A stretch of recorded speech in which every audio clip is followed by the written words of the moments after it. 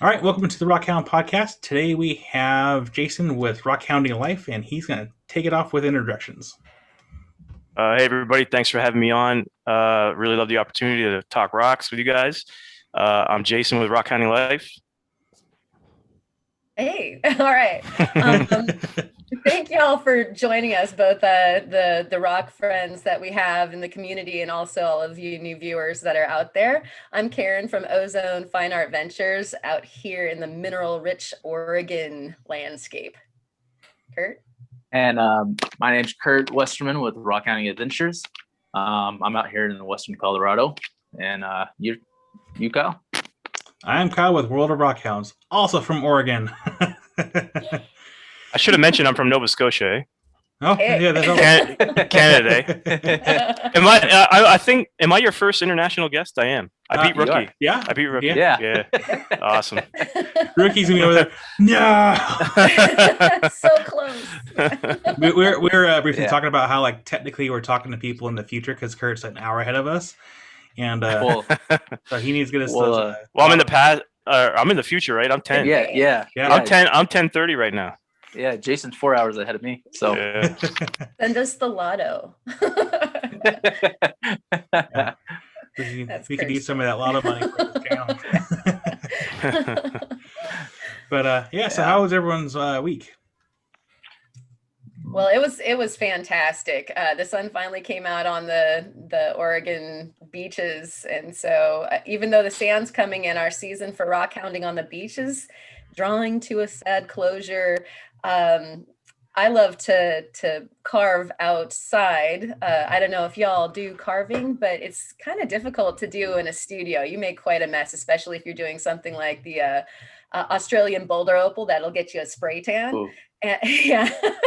And so I like to do all of my carving outside, and it's been like 75 in the lee of the wind out there. And I was actually carving on some argillite from Jared from Cliff Walker Rockhounding. And so it was just a beautiful week of sunshine. How about you, Kurt? it's been pretty nice here for the most part up until today. It's been nice and sunny outside, and I've been trying to get outside and do some things. I just put out a rock tumbling series that I'm starting with different channels of the rock hounding community, so that will be interesting to see how the rocks progress and so forth. But today the weather's just been pretty much cloudy and rainy and foggy and just not good rock hounding weather. I was hoping to get out, but those plans fell through, or did not fall through. So yeah. How about you, Jason? Oh man, it's we've had some nice warm weather here in Nova Scotia, but unfortunately this week we didn't get out. But like last week we had a couple days off. The boys had a couple days off school, so we got out for a couple days. I took a day off and we went on rock hounding. We ended up going to a spot where we got into some really nice geodes and some nodules. Nice. So we brought back a huge haul of that. Travis and I.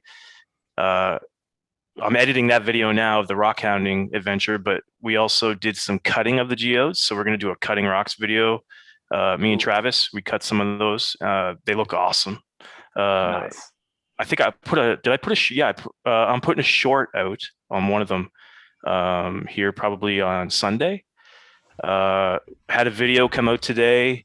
It was our lobster hole hunt here in Nova Scotia on the Bay Fundy. We got into some sea maggots. That was a pretty cool video and experience. So like right now, before when the boys were younger, I used to just take them out on easy beaches. So we just go rock hounding pebbles on easy beaches. But this year I've started taking them on, more adventures to the harder to get to spots.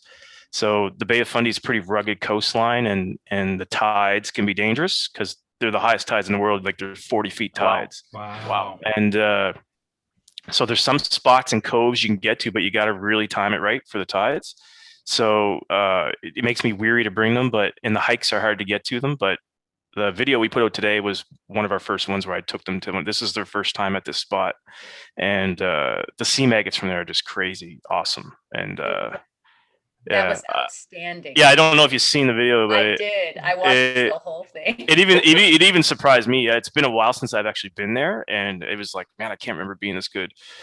But yeah, it was so good. Yeah, we got some really nice material. I mean, look, we are so fortunate to live where we live. I mean, like I was telling Karen earlier, anywhere in Nova Scotia, you're literally an hour away from the beach, any shoreline. So, and we just happen to be, where we live, an hour away from like one of the hottest agate spots in the world. Like it's hot.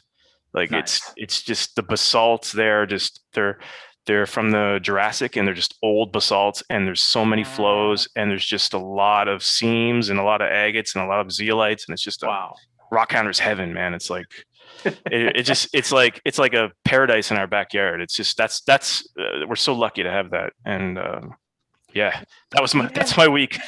Nice. That's awesome. There was a shot of an incredible seam going up the basalt boulders, and there was like some bladderwrack, the seaweed there that has a little puffy, little, almost looks like little guys. Did I say it was the cherry plume seam? Yeah, I think so. So Man, if you ever seen any of my past, I don't, Kurt might have, but there's this seam. It's called a cherry plume seam agate. It comes like, it's like 3-4 inches thick. I gave some to Montana Rock Mom, and she's told me to this day it's some of her favorite rock she's ever seen or has. But that's the exact that seam that you see in the video is the exact seam that comes from.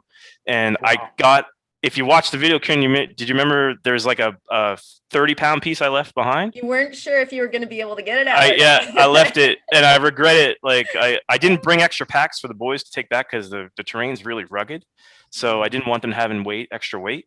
So it was just way too, I was either leave all my awesome little agates and take the big one, or leave the big one and take all the little ones home. So I made the decision to leave the big one. I threw it up. I tried to throw it up on the bluff as far as I could, so it would deter someone from trying to get it. Yeah. Because the tide where I threw it, if you see where I threw it, the tide will actually come up above there, cover it with water. Wow. Crazy. Yeah, but yeah, it was a heartbreaker for sure. But there's no way I could have taken that back. There's no way. You have to go back and see if it's still there. Yeah, I was interested. It'll be interesting to see if it's still there when I go. The tide might be able to move that. Those tides are vicious, man. Like those are really vicious tides. The tide would have no problem moving that rock. No issue. Wow. I'm just hoping it'll be like maybe just somewhere else down in a little crevice or something. But it'll be easy to find that one. That was a big one. That's really cool. I haven't seen the video yet. I clicked on it this morning, got like 3 minutes into it, then I was called away. But those seam agates that you find out there are just like spectacular. Like those are some of the most beautiful seam agates, especially the flame seam agates that you found that one spot. Yeah, it's just sick. Nova Scotia is notorious. Well, our provincial mineral is gemstone is the agate, but Nova Scotia is notorious for its seam agates. If you like, there's a bunch of books. There's one particularly that I got for Christmas that I really wanted. I think Jared showed it on his channel too. It's called Agates and Jaspers in North America, but it has like Lake Superior agates. It has the Comite agates from Louisiana. It's got the Montana agates, all the famous agates in North America. But there's a chapter on Nova Scotia. There's a Canada one, and basically half of the Canadian chapter is Nova Scotia, and it just talks about the seam agates. And it's that was one of the reasons why we started the channel, was to try to, I don't know if that's one of the questions that I'm going to have coming up, but maybe I'll get to that later. But, yeah, maybe I'll save that. But but yeah, that's Nova Scotia is well known for their seam agates, so that's why I try to kind of feature it in the videos. Nice. No, it is nice to see not just your channel, but other channels like throughout the world that are starting to show like their what they're good for, or what the area is good for. And I was watching that video too during lunchtime, and it's some nice material those you're pulling out. Yeah. And that's such a hard location to get to. like I said, it's an hour and 20-minute hike in.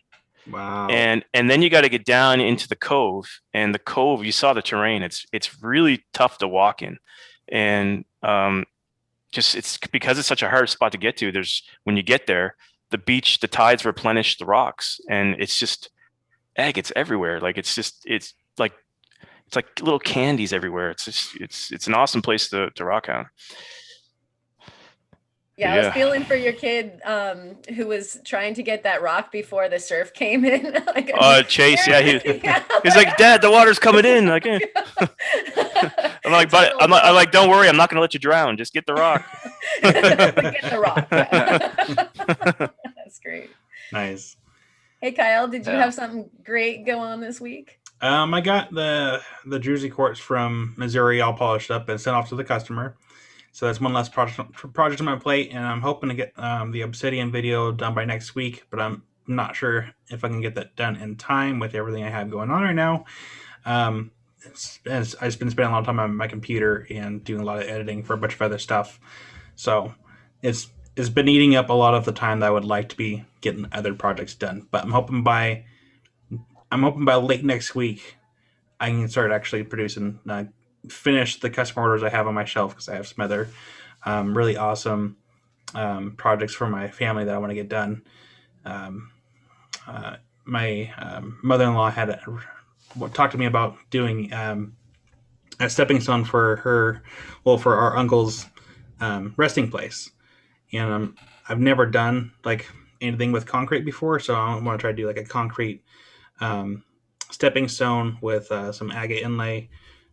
That's gonna be the shape of a 1959 Willys Jeep grill. No way. That sounds awesome. Cool. Yeah.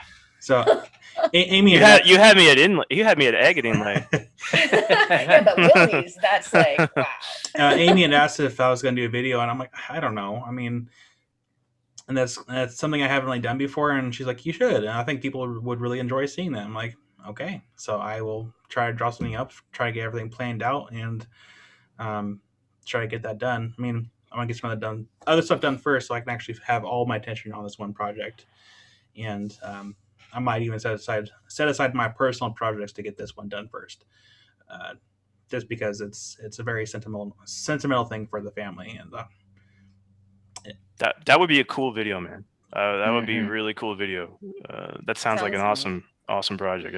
Yeah, we have a Willys restoration company in Toledo here in Oregon, and part of me almost wanted to reach out to them and be like, hey, how much is it for a grill for this year Jeep, and then go through the steps of getting that grill and then making molds, and that way it'd be easier just to cast concrete. But I'm like, that'd be really, really expensive, because I'm sure the grills for those Jeeps are not cheap. So I might just have to be creative and doodle out a large stencil and then go from there. But yeah, when Jared from currently Rockhounding and both him and Theo Kellison were talking about how, from the Makers Challenge and some of these other projects that have been on the table for our community lately, how the whole thing is getting kind of rebranded to not just be like the lapidary that people are used to seeing and all the other kinds of projects that they anticipate. This would be one of those things that's completely out of the box that I think that people really would be excited to see and tempted to probably try. I fully would love to watch that video after you make it, Kyle. Yeah, and as I was talking to my mother-in-law, I was going over like all these weird ideas, because this was late at night. This is like 11:30 midnight. We're throwing ideas back and forth, and I'm like, it almost wouldn't hurt to paint it and then do like a clear coat. That way it helps prevent the water from absorbing into the concrete and then freezing and then potentially cracking. But I also thought it'd also be good to have like really small rebar in the concrete, so it also helps strengthen it quite a bit. But now I was starting to get into some like really interesting details. Like, would it be really cool to take like those solar panel things for like gardening, and find a way to inlay the solar panels inside the grill, and then have it light up the truck lights that have like agate, and That'd be cool. That'd be Bum- really cool. Such a great idea. but Do it. I don't know. And I talked to someone else about this, and they'd mentioned that that sounds like a cool idea in theory, but there are some cemeteries that might not allow that kind of stuff in them. So it all depends on where the cemetery is at and their rules and regulations. Otherwise, like, that's an awesome idea to be able to, like, just make it seem like there's a grill in the ground, just shining a light out. Yeah, yeah. But That'd be cool. sometimes I get too ahead of myself with ideas, and sometimes they flop. Let's do us all. Right. But yeah, that's basically my week, is just getting stuff done and just working hard on a few things, and hoping by next week that those few things lighten up like 100%, because it's tiring. Editing life, right? Oh yeah. Totally. But does anyone else have any interesting projects coming up? I mean, I already talked about my Obsidian that I'm hoping to get done next week. I just have a giveaway that I need to complete, and it's a part 3 of the agate hunting and fossil hunting on the beaches here in Oregon. Like I said, during the spring and the summer, the winds come and the tides change, and it dumps about anywhere from, a couple feet to like 10, 20 feet in some areas. Wow. And, yeah, people expect like, hey, where did you go rock hounding? I want to go check out that place. I'm coming in July. And you're like, good luck. Yeah, 10 feet is sand. And then during every season, every year, the sand gets ripped off of just selected places by Mother Nature. It's not like the spot that was awesome last year is even going to have any rocks the next year. And so at any rate, I'm going to be doing the last chapter and doing some identification of the fossils and the different agates and things like that we have here. And so that's always super fun to, get into some of the actual identification and description. So it's kind of more on the educational side as opposed to the adventure side, like Jason just did, snow still on the ground, man, for a hunt. That's just so cool. Yeah. So anybody else? I am trying to finish a video that I took on today's Thursday, so on Monday. I went out to Banks Canyon out here in western Colorado, just south of Grand Junction, and I was hiking up to the mica mine I went there to look for black tourmaline, but from my research, it's kind of hard to find black tourmaline crystals, so I picked up mostly some really nice pieces of pink orthoclase feldspar and a few pretty nice, decent chunks of mica. And then also I ran into a subscriber. I think she said she may be subscribed to the channel, and she is. And she kind of walked up and she was like, "So, are you a rock hound?" I was like, "Yeah." And she was like, "Yeah, I saw you in the creek beds looking down at the dirt." I was like, "Yeah, I was just looking for some cool rocks and so forth." And she was like, "You here for black tourmaline?" I was like, "That's exactly what I'm here for." She was like, "Have you found any?" Nope. And she was like, "Okay, well, good luck." And then she asked what my YouTube channel was. She said she thinks she's subscribed, and she went in her own direction. And as soon as she said good luck, I turned around. There was a piece of like probably like a baseball size, softball size piece of like feldspar with quartz and then black tourmaline like right in the side of it. Nice. I was like, "That's awesome." So yeah. That brings up the next question, Kurt. Do you have any business cards for your channel? Not yet. I'm planning on making some, so that way when I'm out in places like that and someone's like, "What's your YouTube channel?" I can like, "Here you go." Yeah. Take this, and I think that's a good way to help our like channels out, like when we're all out in nature or on beaches or whatever. And sometimes when you tell when you tell someone your channel name, sometimes it may be hard for them to remember it. And so just giving you a business card with like your channel name on it is super easy, and should be easy to remember and are able to go back and check you out. So yeah. I forgot one thing. I got this mystery package in Oh, the mail. I forgot about that. Yeah. So there's going to be a collaboration coming up very soon with somebody in this panel. Kurt. So Yes. thank you. Yeah. All right. Sorry. Yeah, I was gonna say, Kurt, about your current project with tumbling. Yeah. I completely forgot that I had sent you a bunch of moss agate. Yeah, it was like it was when I first found out about your channel and all the lapidary gear you had. I asked you if you could cut this like monster. I thought it was petrified wood at the time, but it Yeah, was I remember that. like, yeah. And whenever you sent that back to me, you sent like a little thunder egg and then a large like moss agate, which I've been waiting to like do something with. And so whenever I got the idea for the rock tumbling for all the different channels, I was like, that's the one I can use for Kyle. That moss agate, it's beautiful stuff, and I always forget about it because I have a bunch of it in the backyard, and I'm so preoccupied with what I'm doing, around the house and chores and work and stuff. Like I always forget to go back there and just grab a piece and start polishing it because that stuff takes a beautiful polish. Yeah, I can't wait for it to turn out. Is that Ochiko's, Kyle? The Maury Mountain moss agate. You got it. Yeah, western or the southern Ochikos. Yeah, nice. How about you, Jason? What am I doing for projects? Well, we just hit 2,000 subscribers on the channel, so I'm going to be doing a definite giveaway. Yeah. Congratulations. So Nice. thank you. So that'll be coming up here pretty quick. So I'm going to give away some of the sea maggot we just found in the latest video. So actually next week's video we're cutting some of the bigger pieces. So I cut a slab off of one, and I don't want to spoil it, but it's like some of the most spectacular sea maggot I've ever seen.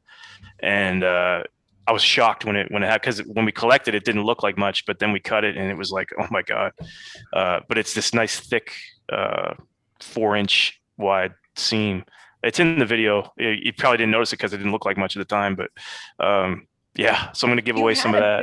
Big chunk there that you said we're cutting this in the next video. That's the piece. Yeah. And wow. it turned out amazing.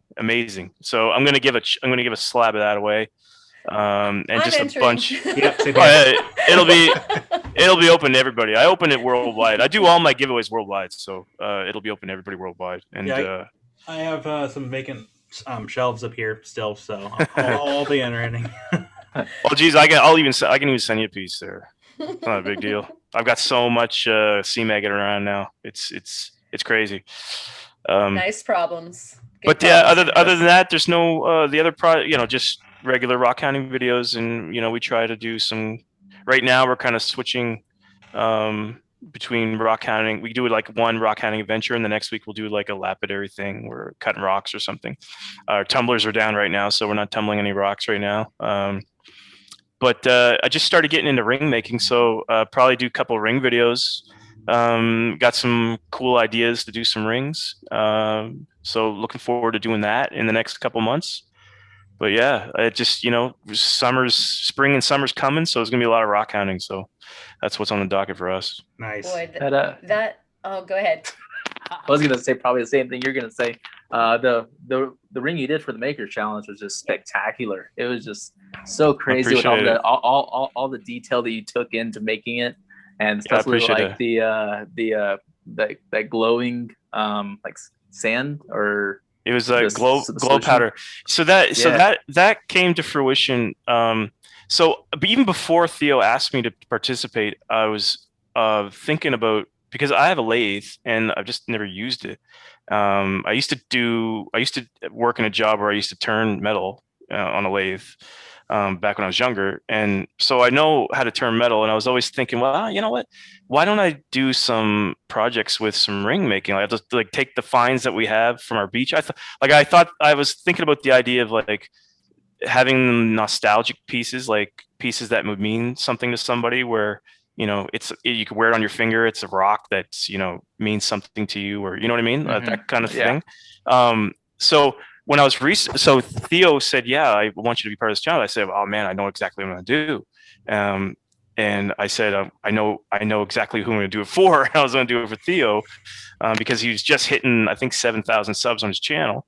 And, I thought it was really awesome that he thought of us. Before that, Theo and I only, really talked like here and there.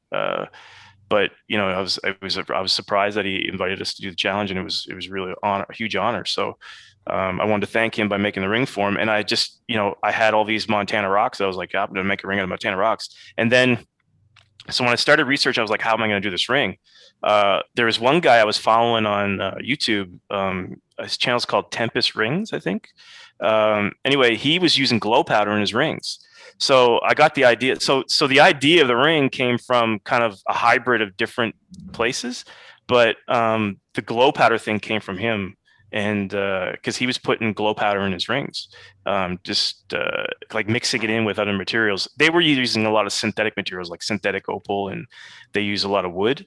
But I wanted to use actual rock materials. So yeah, that's where that idea came from. And then I got the idea when I was doing it. I was like, well, if I'm going to use glow powder, I'm going to use blue glow powder. I'm going to make it look like a river at night, and I'm going to make it look like a dry silt bed in the day. And that's how that came about.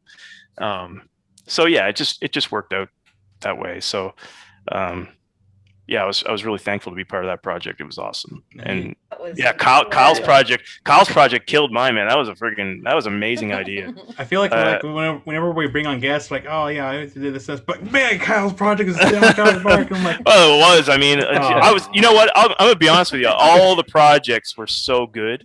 Like I was so glad. I'm so glad I didn't make like a cabochon or just polish a piece of rock. I'm just so glad I didn't go light. I just, because everybody knocked it out of the park. Like they just went above and beyond, and it was awesome. Like it was just so fun. And everyone did something different too. Like not one project was the same. Exactly. Yeah. It was like I said. It was. I genuinely looked forward to the next day. Like I couldn't wait to see the videos the next day. Yeah. So.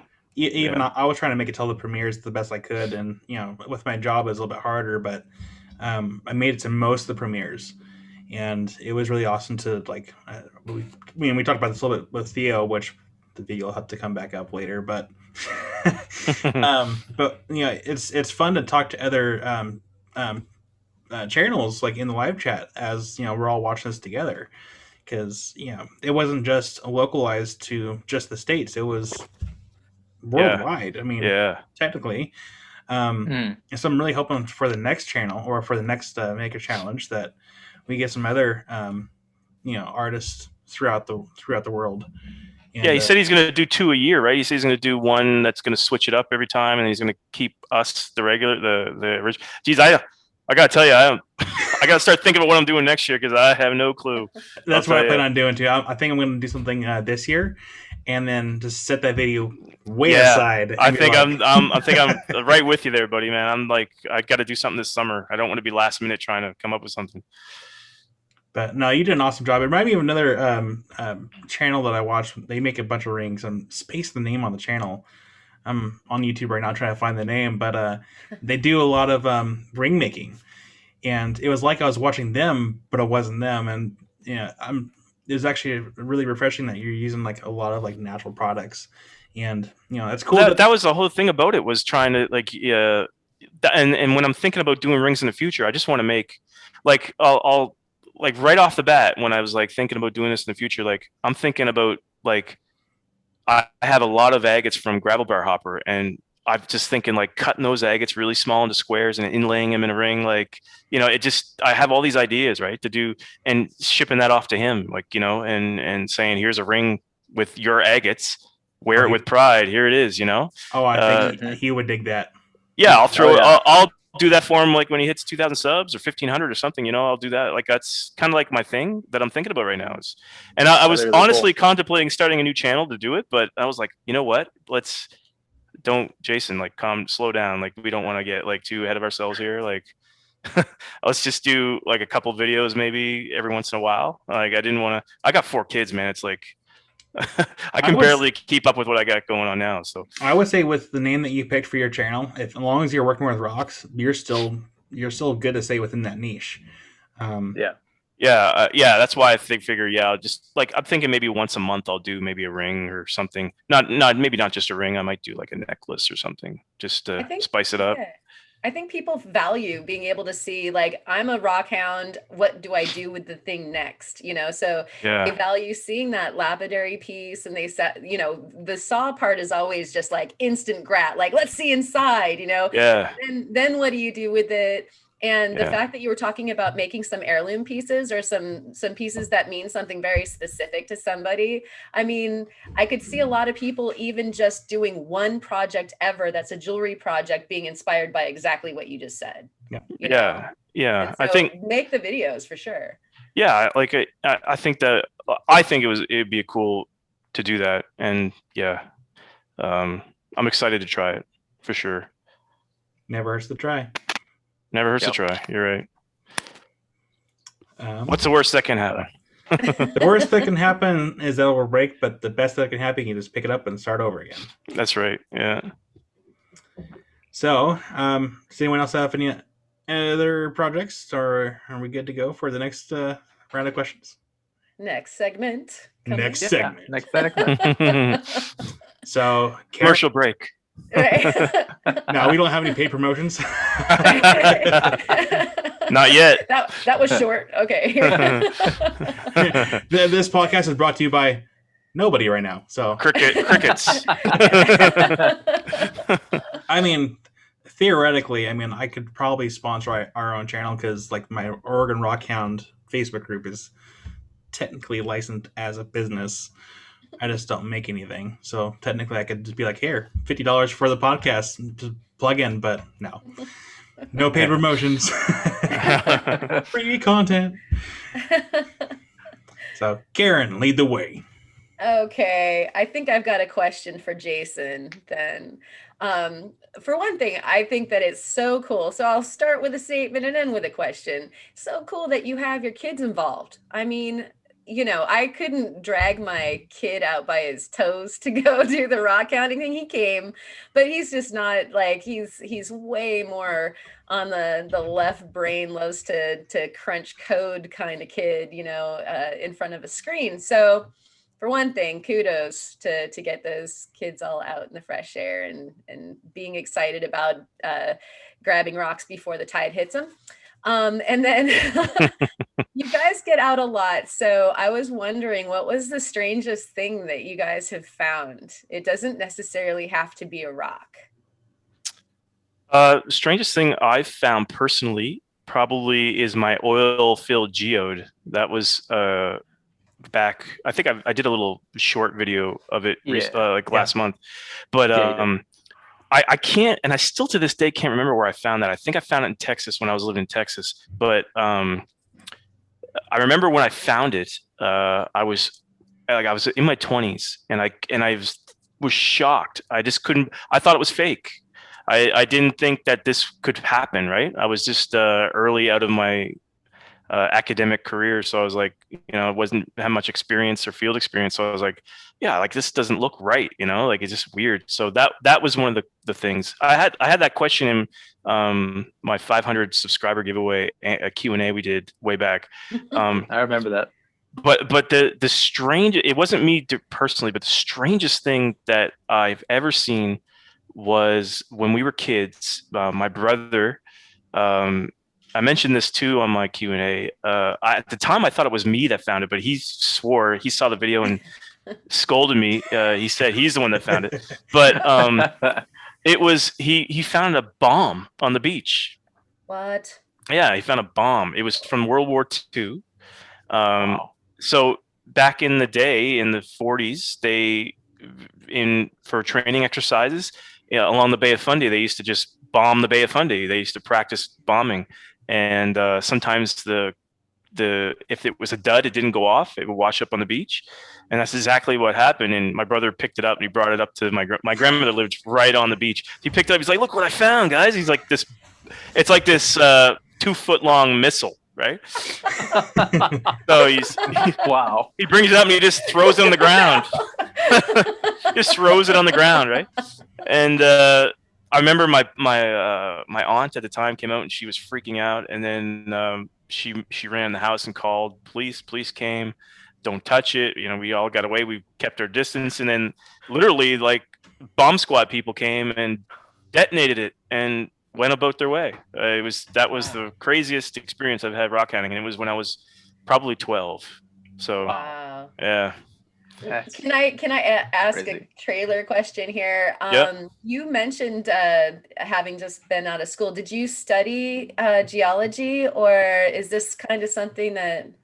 So well, just to give you my history, both my grandparents lived on the beach.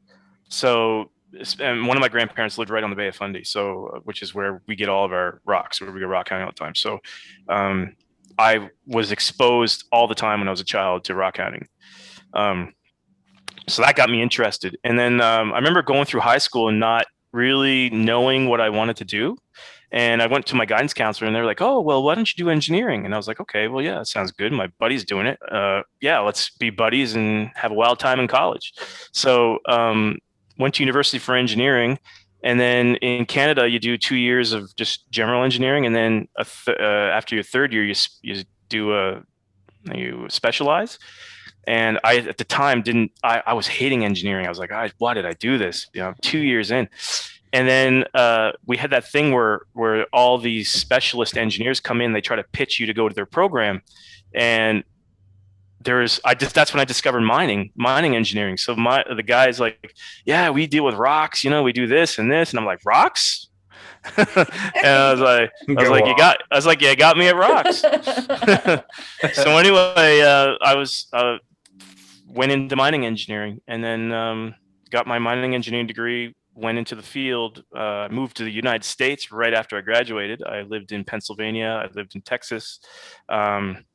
Then I got married, came back home to Nova Scotia, and then I was working for a lead zinc mine, and they paid for me to go back to school, and I did my master's in applied science, and I did economic geology.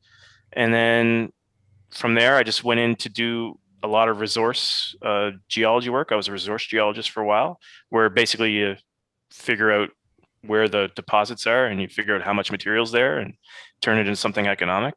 So that's my background. But I would still say, I tell this to other people that I talk to, the rock hounds, like, you know, when it comes to rock hounding and geology, like I might know a little bit more than average that someone would, but I'm still like, I make mistakes. Like I make mistakes. I identifying rocks, you know, all the time. People are correcting me in the comments, you know, and I feel like, you know what, you're right.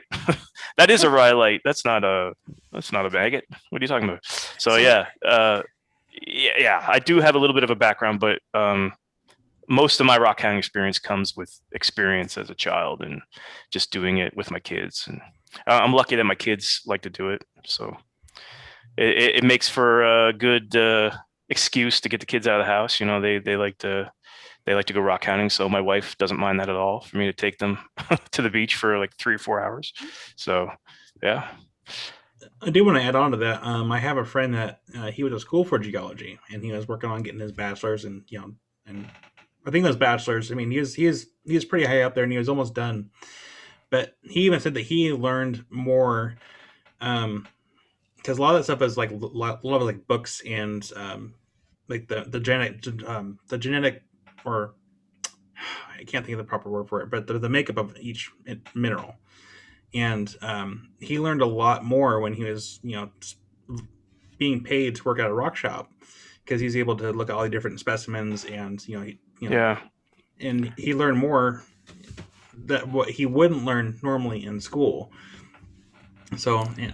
I can relate to that. I mean, look, I'll be the first to tell you, my engineering degree was just basically learning how to do math. You're just taking math courses, you know, and physics courses. And I didn't really learn mining engineering and how to design a mine until I got out and worked in the field. And I honestly didn't need any of that schooling that I did. I could have went out in the field and just been taught from some guy that's been doing it for 30 years. and it would have been, I would have been just as good off.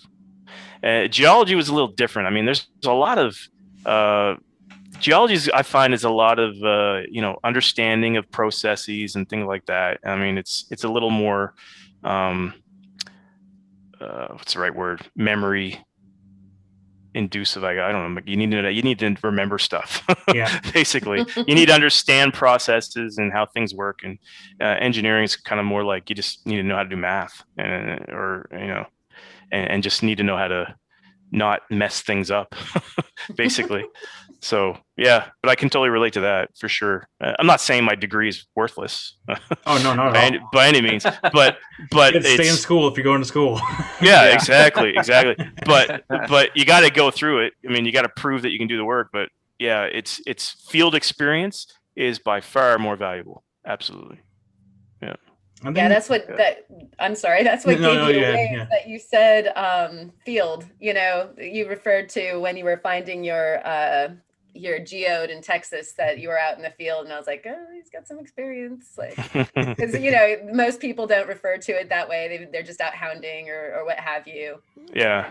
And so, yeah, I find the vast majority of people that seem to be in the community, if they didn't go to school for it, there's so much of a resource. I mean, even just among the other rock hounds and miners and people like that share their expertise, that bring everybody else up to speed, like you were saying. So you might not have the paper credential, but you might know just as much about the field as anybody else. Well, I don't really try to let people know that I have a background in geology. I just try to, like, I'm not on people's pages trying to correct them if I think they misidentified. I'm not doing that. I mean, and even when people do it to me, if someone says, oh yeah, I really think that's, the basalt, I'm like, you know what, you might be right. I'm going to take another look at that. I don't try to, show off or try to, impose my opinions on people just because I have a degree in geology. It's just something that I don't really, I try to hide as best I can. But if someone asks me, I'll tell them. Like, people ask me all the time, do you have a background in geology? And I say, yeah, I went to school, I have it a little bit, but again, most of the value of being out and looking at things is much higher than what any book can tell you, in my opinion. That's well said. Yeah. Observation. Yeah. Well, no. Go ahead, Kurt. You go ahead. No, you go ahead. Okay. I was gonna ask you, how did you come up with the name Rockhounding Life? How did we come up with that name? So just to go back a little further, the reason why we started the channel was my boys were obsessed with YouTube, and they were watching channels like Unspeakable, these video gaming channel like Minecraft.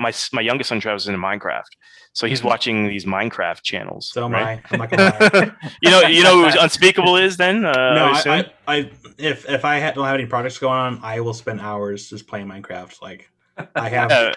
Like, my son's like huge into it. Anyway, they're big into YouTube, so they're watching a lot of YouTube, right? And they used to come to me, Dad, let's start a YouTube channel. Can we start a YouTube channel? And I'm like, geez, guys, what are you going to start a YouTube channel on? And then one day it just dawned on me. We were out rock hounding, and I was like, I had my camera out. I was like, I need to get a picture of this rock. And I was like, and I just thought, what if I video this? And I had an Instagram account. I was like, put it on Instagram. So I put it on Instagram, and then I was like, yeah, you know what? We can make a YouTube channel of rock hounding. And then I told them, and they were like, yeah, let's do that. So then we did it. And then we were starting to think of what a name would be. And I was like, I think my youngest son or my oldest son, Nolan, I think he said something about, we're all about that rock hounding life, Dad. We're all about that rock hounding. And I was like, it kind of has a ring to it.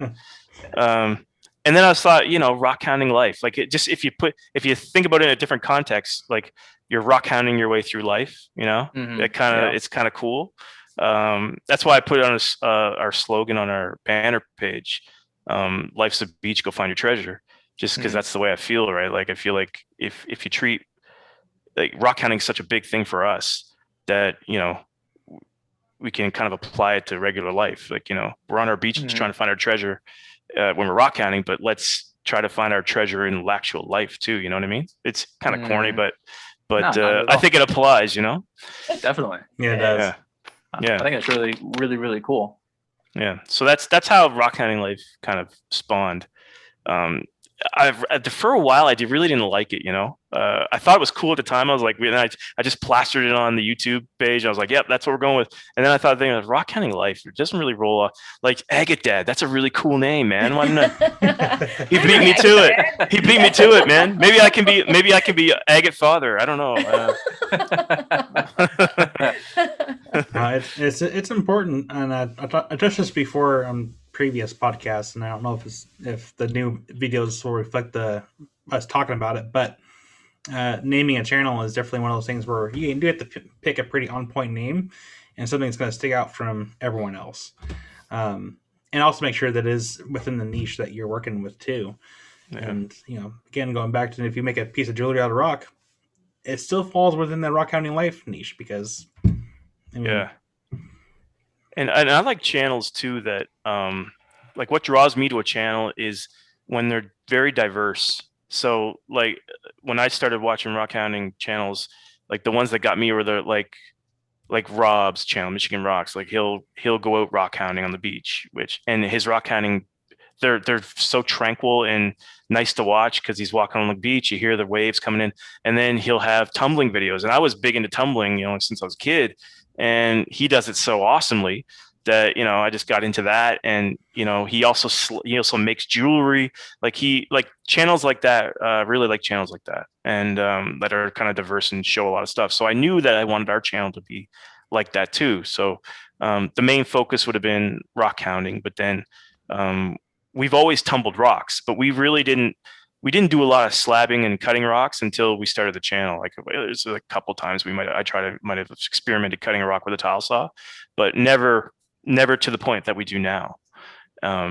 So yeah, that's just something that I want to make sure that we diversify, but not diversify so much where I'm trying to do too much, but try to keep a good little like 3 or 4 or 5 things that we do differently on the channel all the time. And that's my goal anyway.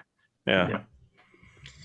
I think Kurt kind of already answered one of my questions, but my bad. mine was kind of like a twofer in a way. But my question was, what got you into rock hounding? What motivated you to document it all for everyone to see? And so you already covered, what got you pretty much. Yeah, I think I pretty much answered all that one. Yeah. Kurt stole your question. That's all right. I'm sorry, man. It's okay. But did you? I'm sorry, my memory's bad today. Did you go over like what really got you into rock hounding though?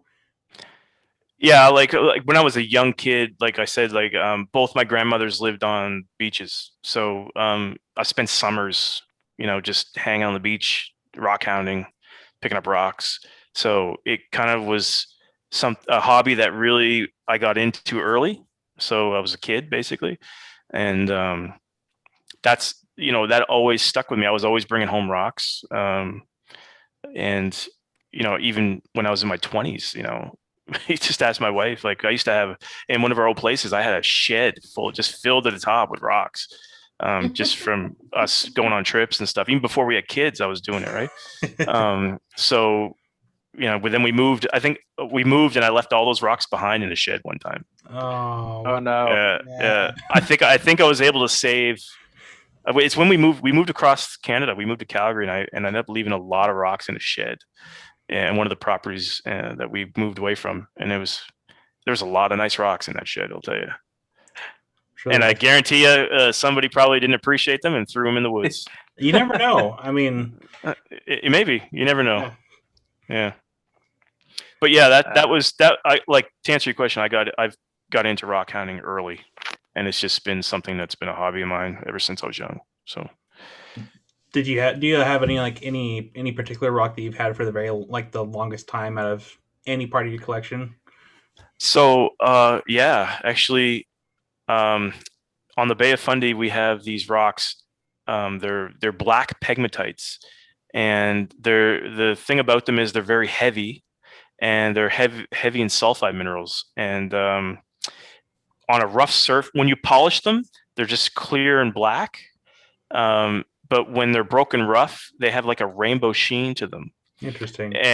But they're really heavy. And I remember Pegmatites can have kind of a lava feature because it's basically magma that came up through a sill or something.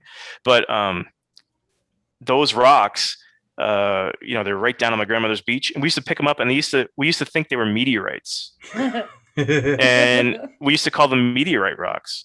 And I remember bringing up huge chunks of these up to my grandmother's house, and I still have a couple of them from way back in the day, and I have them sit. I think I have one in back here somewhere.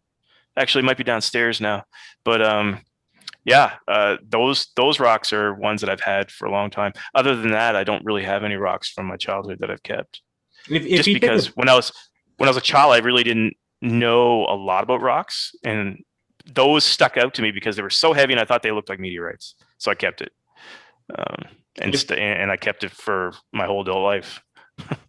Nice. If you take a picture of it and send it to me right after the podcast, I can edit it in and put a picture in there.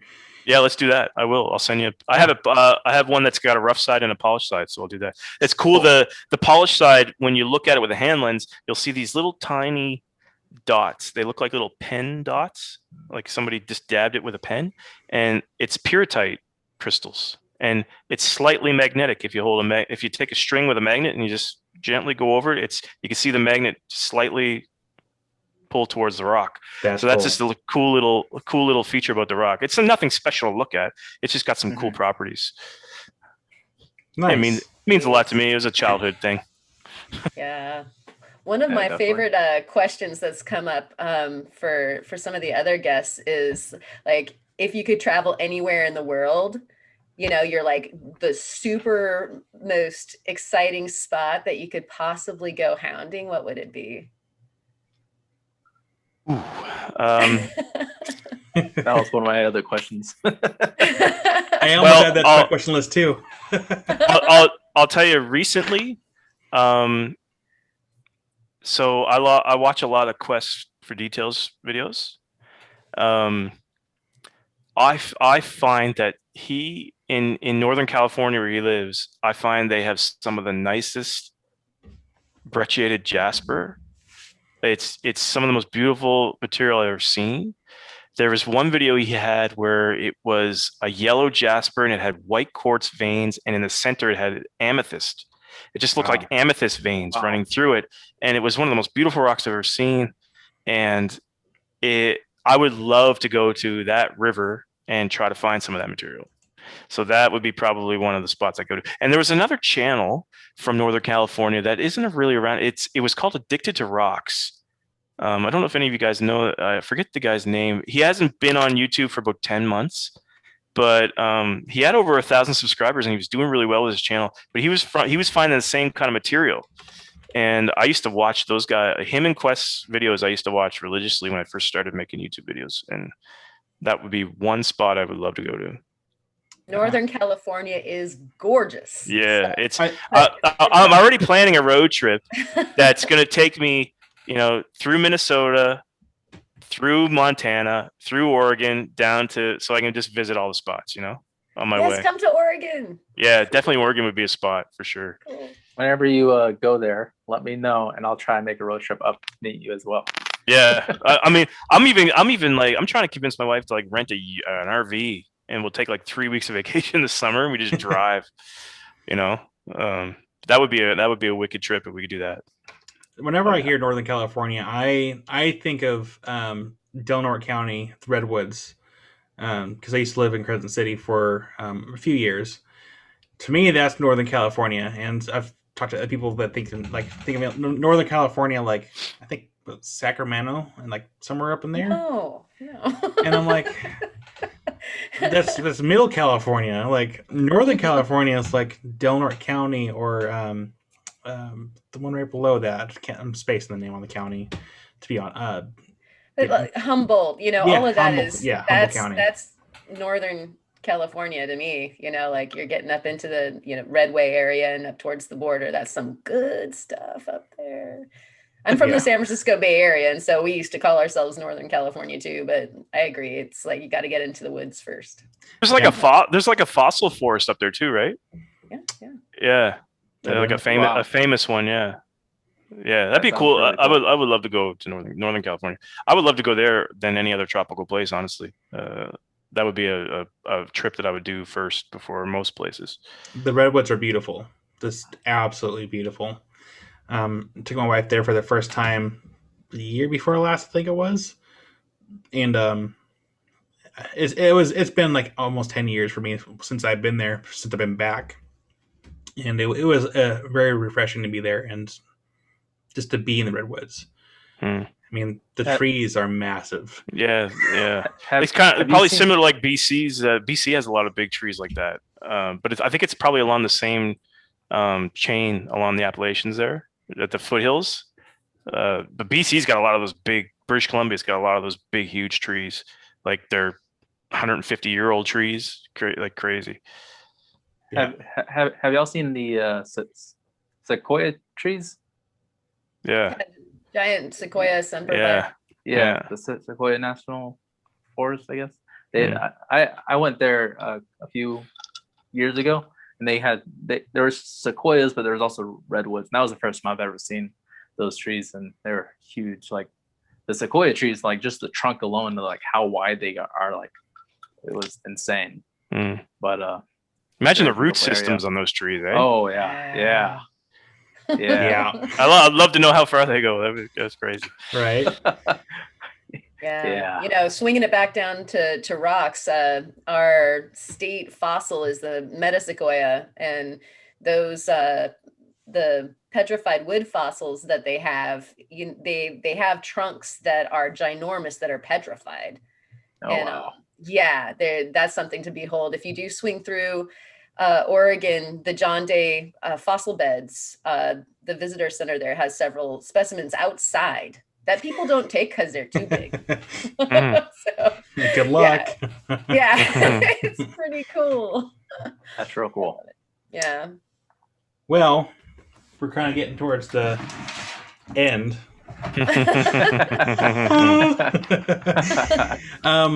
So, Jason, do you have any giveaways or promotions that you would like to announce?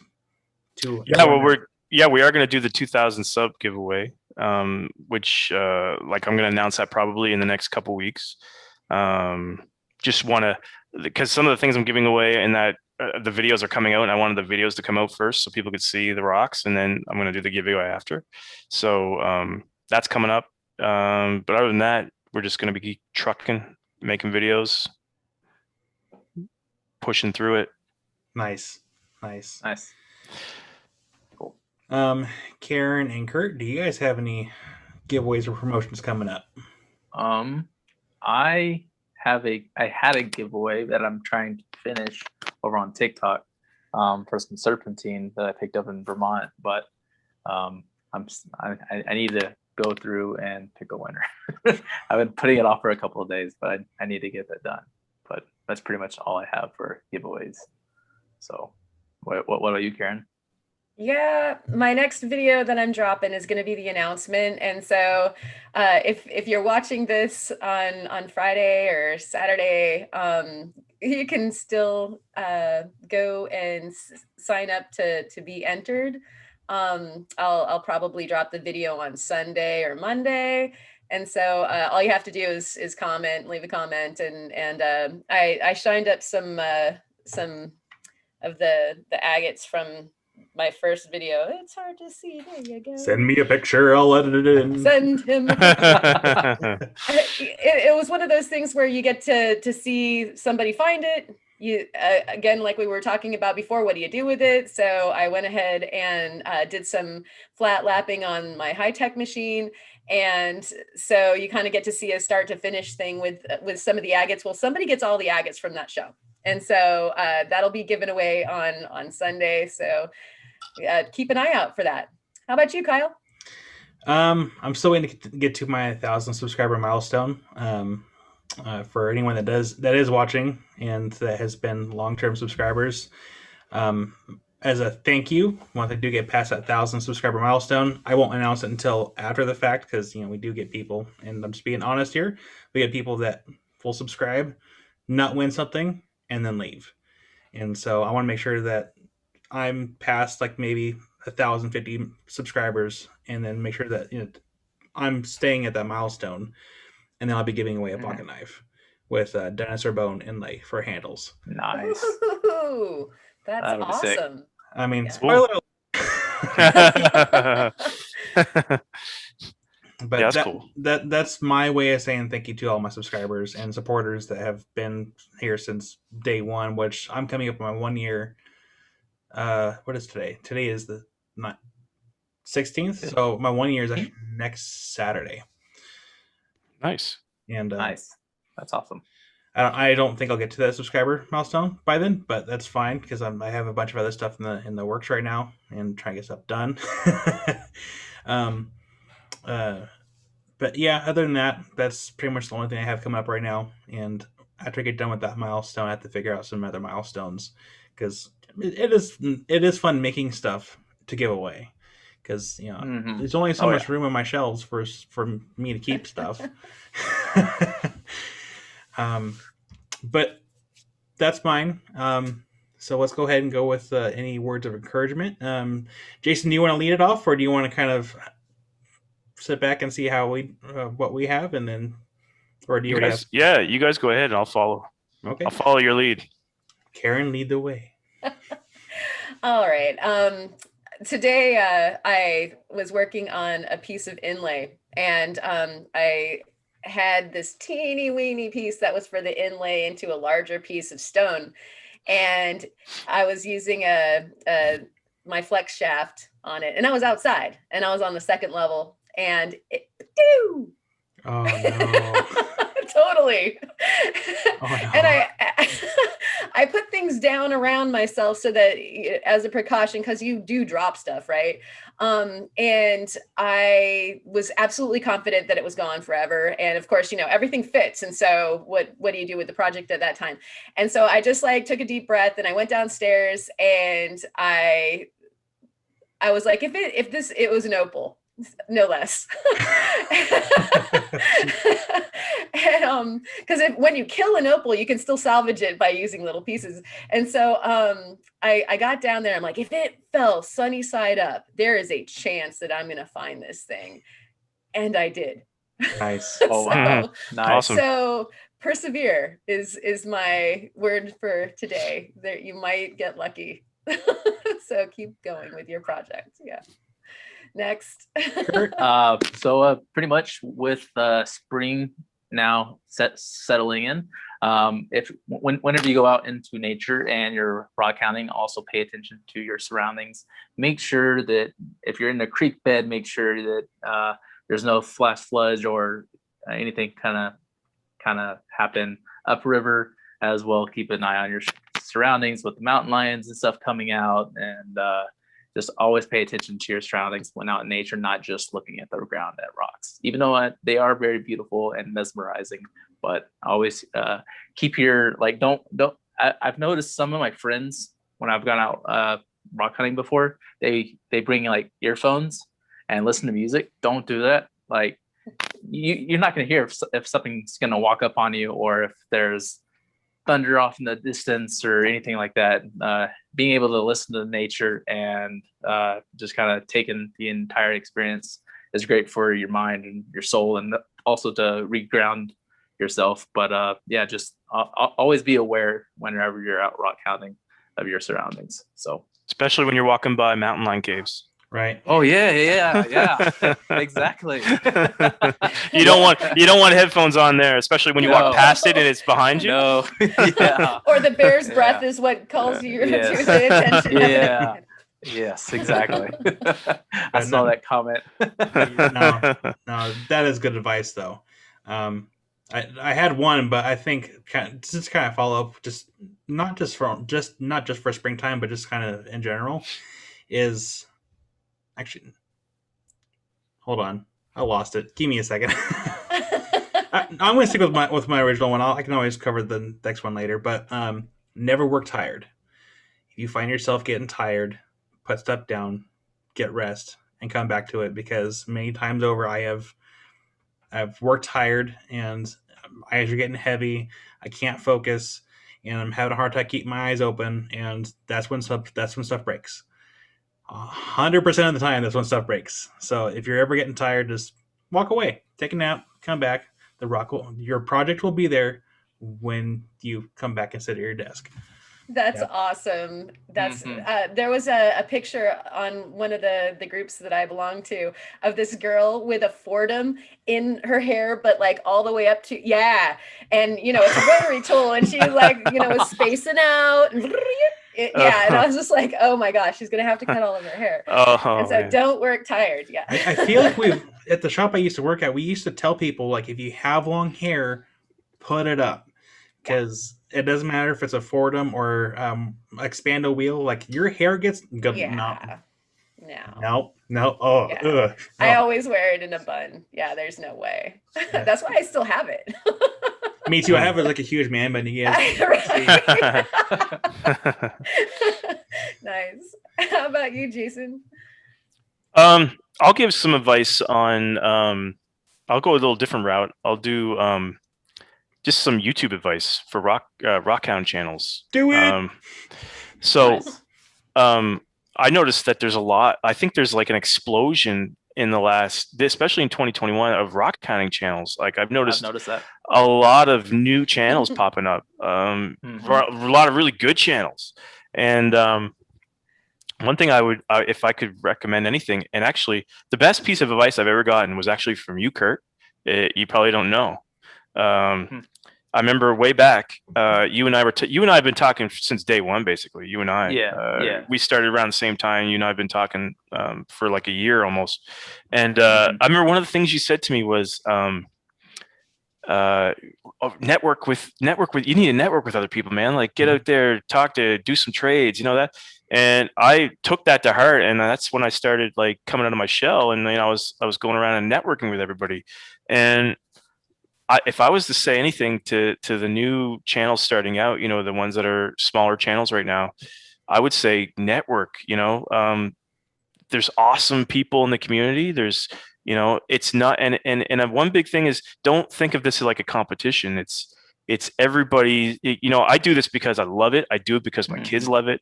I'm not in it for any other reason. And it just, happened. We got a little bit of success in a short amount of time. And it's because I've networked.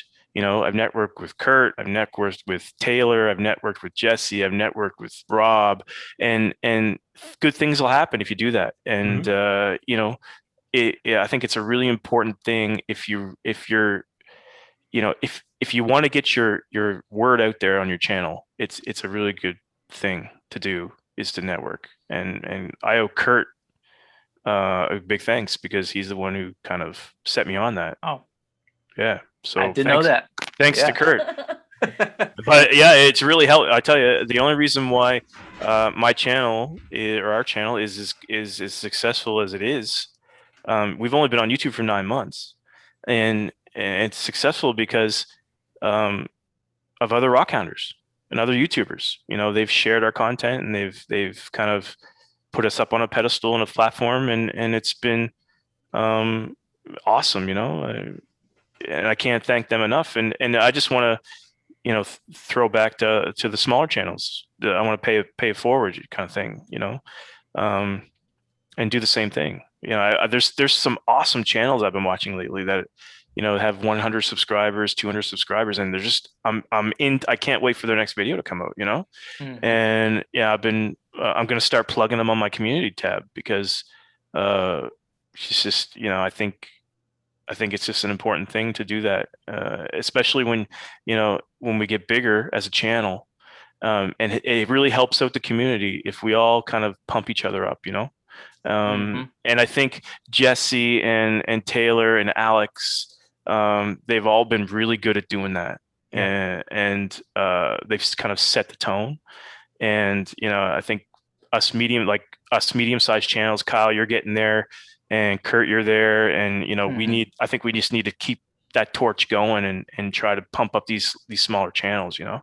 Like Karen, I honestly want you to read my eulogy at my funeral.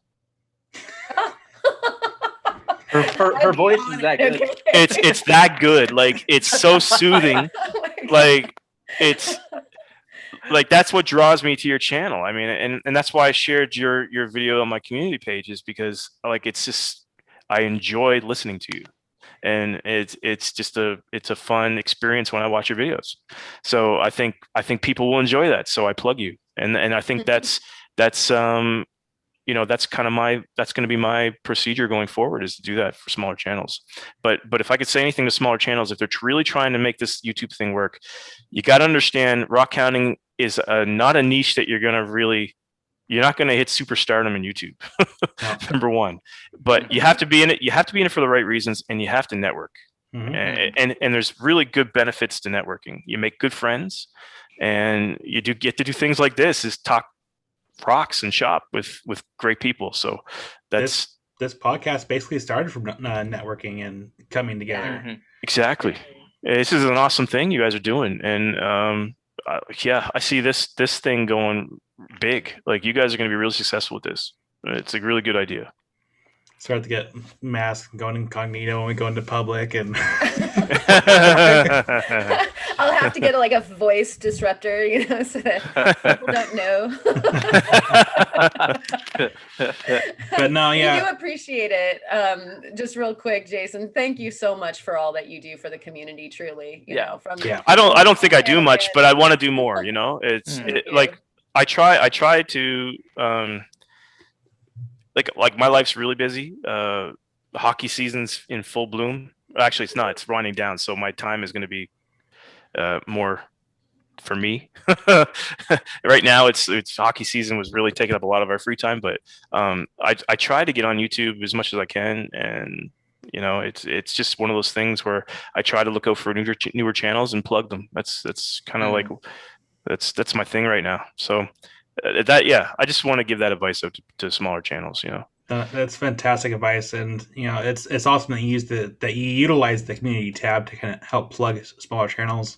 I'm looking forward to be able to unlock that feature, because that will actually help spread the word to other channels, because there are other smaller channels that are producing amazing content. They're just not getting the recognition. Recognition. Oh my gosh. I know what you're trying to say. Yeah, and like I said, the YouTube. I don't even try to understand the YouTube algorithm. It doesn't. It's like one of those things. It's like the origins of the universe. You're never going to understand it. But a lot to remember too, and in the Facebook group that we had started, I had typed out this huge long laundry list of stuff that to help make a channel, good content, good and basically the ingredients for cake. And it's a lot to remember, and sometimes it doesn't always work. You can have everything done perfectly, and sometimes it just won't take off. It's rock hounding, the niche for rock hounding. It's interesting, and there are sub niches too, because you have rock hounding, you have metalsmith, or like working with silver inlay, and like a bunch of other stuff. I'm just spouting off stuff here. Prospecting, that's the other one I was looking for.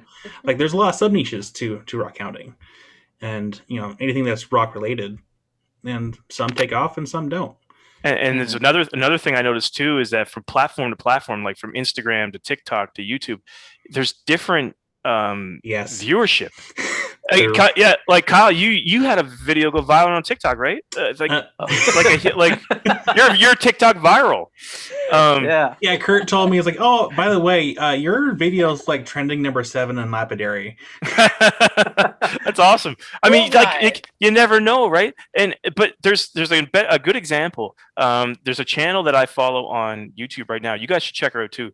It's Ellie Knows Rocks is her channel name, and she's in Arizona, and her channel is awesome. For me, I relate to it. It tingles my brain because she's a geologist, number one, and she goes to abandoned mines in Arizona, and she goes down adits, and she's looking at veins, and she's doing all this stuff, and the production quality on her videos is excellent.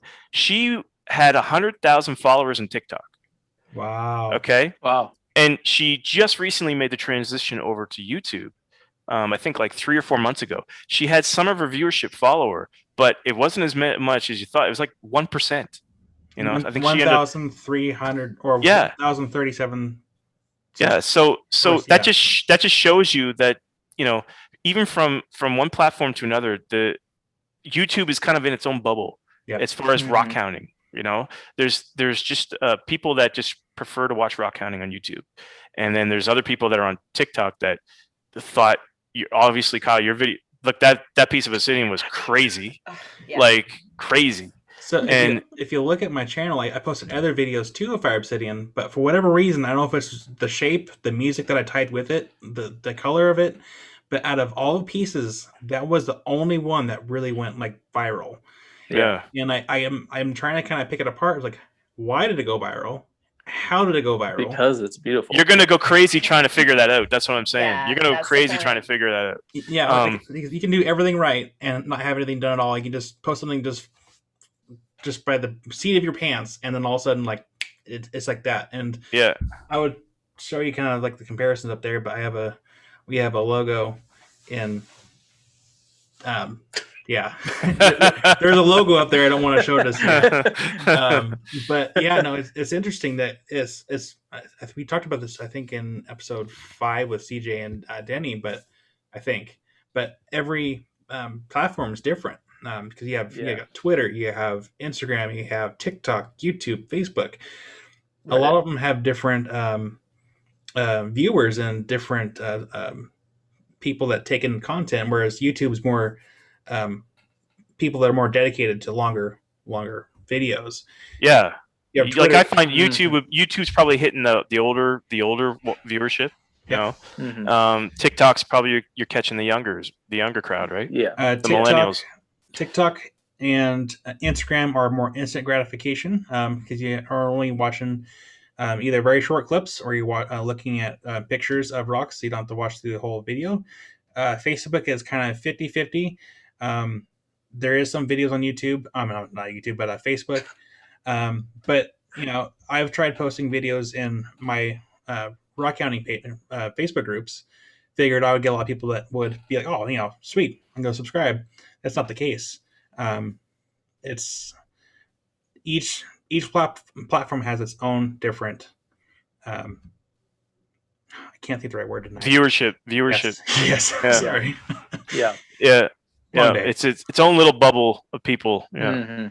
And there's if you could draw like a circle, it'd be a circle and then another circle just barely coming in, you know, and they just overlap, and that's the commonality between Instagram and YouTube, right? And that's kind of 1% maybe or whatever. Yeah. Like a small percentage watches or is on both platforms, but but that video is awesome, Kyle. I think for me, what did it for me was the color, like when the sheen on it, it was just crazy. Oh, yeah. To think I almost sold it. I think Kurt was the first person to offer to it. Yeah, I was.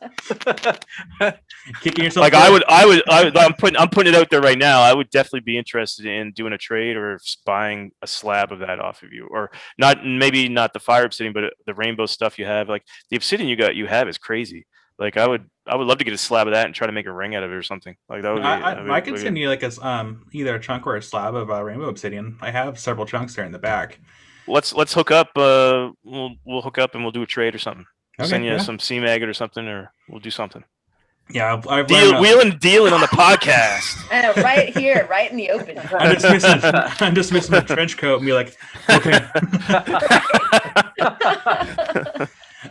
But no, I actually learned my lesson the last time I sent something to Canada, to not put what something's worth on there. No. Yeah, don't do that. It's a gift. Yeah. Yeah. Even like don't use UPS to send it to Canada, because a lot of times if you don't, there's some paperwork you got to fill out with UPS, and if you don't fill it out, they end up charging the person you're sending it to, the receiver, brokerage fees. So let's say I bought something for $100, I'll end up having to pay duty, brokerage fees, import taxes and things like that of more than what I paid for the item. Like it's crazy. Oh man. Whereas if you just put a gift, it's like maybe $30 or something. Yeah. So would you say that the U.S. Postal or FedExed, or do you have a suggestion? USPS all the way. USPS. Excellent. Thank you. Yeah. I think Yeah, no. a bunch of people out there are really appreciating that guidance. Yeah. 'Cause it's not like we don't want to USPS send you all the way. guys stuff.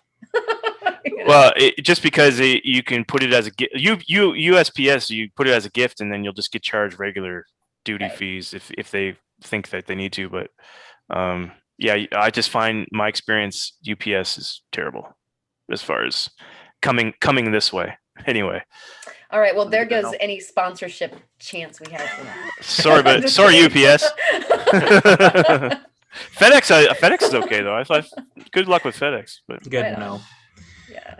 Well, I guess before we go, we'll do a quick kind of preview to next week's podcast. We're going to have Rookie Rockhounding on, and so Yep. that's going to be our second out of state guest. I was the first. Out You of can never country. take Yeah. you can never take that away from me. I was the first international. But we are glad We'll to get have you a you on. crown for that. Oh, yeah. But we are glad to have you on here, Jason. It was really awesome to have you on and to ask all the questions. And I really appreciate it. Yeah. yeah, hopefully we can have you on here in the future if you so wish to be on again. Absolutely. And like I said, my son gave me a hard time that he couldn't be on the podcast. He had to be in bed, but it's school night. But maybe next time. next Yeah, time, maybe next next time, time. next time we'll get him on. That Yeah. would be awesome. Junior Oh, yeah. Rockhound moment. Nice. Yes, for That'd be sure. really Anytime, cool. like if you guys listen, if you guys need if you guys have a guest fall through or whatever, just anytime you want to talk shop, I'll come on. Doesn't matter. Sweet. That would be awesome. Thank you, Yeah. Jason. Thank you very much. Yeah, Yeah. No thank you. problem. And thank everybody out there for watching and joining us. Thank you so Mhm. much for hanging out with Yeah. us as well. Yeah, we Yeah, exactly. wouldn't have kept going if we didn't get such positive feedback on all this. For sure. Yeah, it's awesome. It's Mhm. fun. But Mhm. yeah, we have some exciting stuff coming up here in the near future. We hope you guys hope to share with you of when it happens. So, For but sure. let's go ahead and end it there. Karen or Kurt, do you want to go ahead and just do the rock on thing or do your own thing? Say bye. See you later, everybody. Yeah, see you later. Rock on. Yeah. Have a rockin' week. Rockin' weekend. Yep. Get out there. See you later.